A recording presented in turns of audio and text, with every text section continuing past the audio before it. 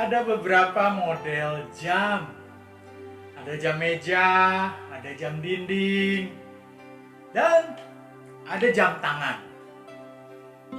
Ini hanya sebuah benda untuk mengingatkan kita dalam mengatur waktu aktivitas hidup kita. Nah, ini jam yang baterainya sudah habis, sehingga mesinnya tidak berjalan. Tapi jika baterainya diganti dengan yang baru, maka mesinnya akan kembali berjalan, tetapi waktunya harus disesuaikan dulu dengan waktu yang tepat. Kalau yang ini mesinnya masih berjalan, tetapi harus disesuaikan dulu dengan waktu yang tepat.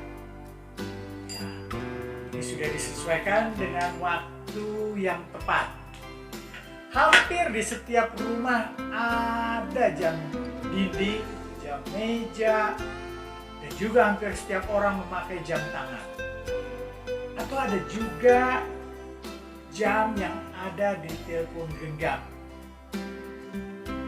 Jadi benda ini berguna sebagai alat mengatur jadwal kegiatan keseharian kita. Pengkhotbah 3 ayat 1, untuk segala sesuatu ada masanya. Untuk apapun di bawah langit ada waktunya. Kapan waktu kita bangun tidur? Kapan waktu kita berdoa? Kapan waktu kita sarapan pagi, mandi, aktivitas di luar rumah, dan kapan waktu kita beristirahat? Itulah aktivitas keseharian kita. Setiap jam harus ikut dengan waktu yang tepat, yaitu waktunya Tuhan. Dan waktu Tuhan terus berjalan, tidak berhenti, dan tidak pernah salah dalam menunjukkan waktunya. Selalu tepat dan sempurna. Kita tidak bisa menolak untuk tidak ikut dalam pergerakan waktu Tuhan. Tidak bisa kita menghindar, bersembunyi dimanapun. Atau jam kita yang kita gunakan dilambatkan waktunya, atau dihentikan. Waktu Tuhan tetap berjalan terus. Tidak bisa siapapun menghentikan. Baik itu pejabat yang sangat berkuasa atau orang terkaya sekalipun, tidak bisa menghentikan waktu Tuhan.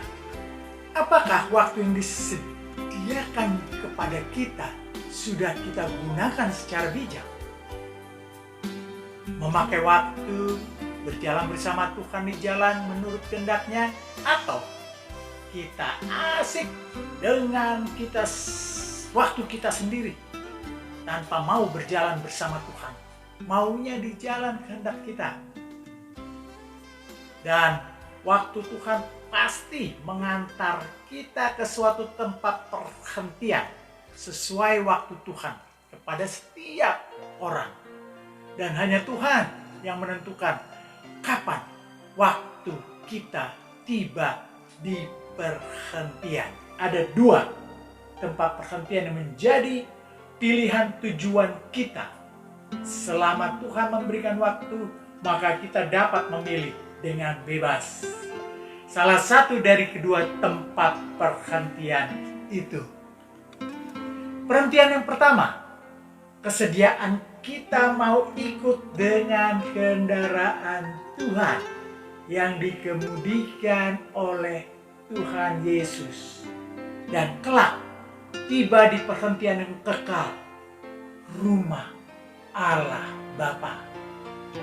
Perhentian yang kedua, menggunakan kendaraan pribadi kita yang mewah dan dibanggakan di dunia dengan pengemudinya si iblis. Dan kelak tiba di suatu tempat yang paling gelap dan penuh kertak gigi. Itulah sebabnya Tuhan Yesus datang kepada kita untuk bersedia mengajak kita memakai kendaraannya, yang berarti kita mau melakukan perintahnya dan dapat memberitakan Injil melalui setiap talenta kita masing-masing. Terus berada di dalam kendaraannya agar bisa bercakap-cakap dengan Tuhan Yesus untuk mengenal lebih dalam lagi pengemudi hidup kita, untuk bisa membawa kita ke rumah Allah Bapa. Sebab tanpa melalui Dia, kita tidak bisa sampai di rumah Allah Bapa.